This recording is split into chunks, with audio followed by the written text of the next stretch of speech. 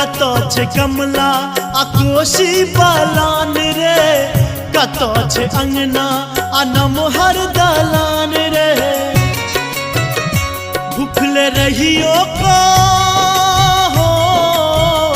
भूखले रहियो कसुतबई अपने दलान चले चले रुमीता, अपन मिथिला धाम चले चले रुमीता, अपन मिथिला धाम चले चले रुमीता।